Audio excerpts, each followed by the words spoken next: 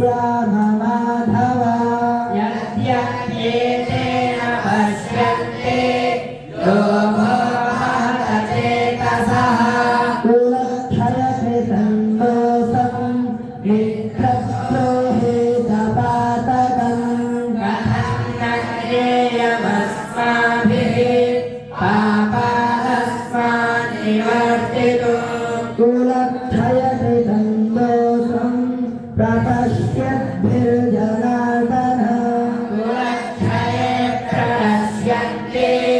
कुलधर्माः सनातनाः धर्मे नस्ते कुलं कृष्ण मधर्मो विभवत्युता विभवा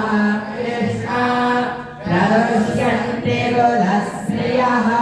तेषु दुष्टासु वार्ष्णेया जायते वर्णसन्तरः सन्तरो नरकायैव कुलज्ञानां कुलस्य च पतन्ति पितरो येषां लुप्तपिण्डोदकक्रियाः दोषैरेतैः कुलज्ञानां वर्णसङ्करकारकैः उत्पाद्यन्ते यातिधर्माः कुलधर्माश्च शाश्वताः उत्सन्नकुलधर्माणां मनुष्याणां जनार्दन नरके नियतं वासो भवतीत्यनुशुश्रुमा अहोपतमः पापं कर्तव्यमसितामयम् यत्राज्यसुखलोभेन हन्तुं स्वजनमुद्यताः यदि मामप्रतीकार स्वशस्त्रं शस्त्रपाणयः धातराष्ट्रारणे हन्युः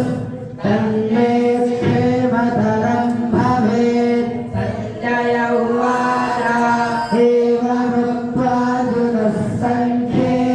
रथोपस्थौ उपाविशत् विसृज्य सशरं चापं शोकसंविघ्नमानसः एवमुक्त्वार्जुनः सङ्ख्ये रथोपस्थौ उपाविशत् विसृज्य सशरं चापं शोकसंविघ्नमानसः एवमुक्त्वार्जुनः सङ्ख्ये रथोपस्थौ उपाविशत् विसृज्य सशरं चापं